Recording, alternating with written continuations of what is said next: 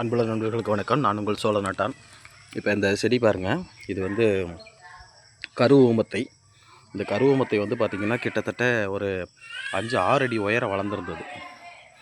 இப்போ முந்தானேற்று சாயந்தரம் வந்து பார்த்திங்கன்னா காற்றடிச்சு இந்த குச்சி வந்து அப்படியே சாஞ்சிருச்சு. வேர் வந்து கொஞ்சம் இதாக இருக்கிறதுனால இந்த பக்கம் ஒரு செடி வந்து பாருங்கள் சாஞ்சிருச்சு. ஆனால் இதில் ஒரு அதிசயத்தை பாருங்கள், இந்த சாஞ்சாலும் எப்போவுமே தாவரமும் இயற்கை எப்போவுமே மேல் நோக்கி தான் எழும் என்பதற்கு ஒரு மிகச்சிறந்த உதாரணம் இந்த செடி. 2 நாள் தான் ஆகுது. 2 நாளில் இந்த கிளை வந்து இப்படி சாஞ்சு கிடந்தது அப்படியே வளைஞ்சு நேராக திரும்பிடுச்சு பாருங்கள். அங்கேயும் அதே மாதிரி தான் அப்படியே வளைஞ்சு நேராக திரும்பிடுச்சு. இந்த செடி பாருங்கள் அப்படியே வளைஞ்சு நேராக மேலே திரும்புது.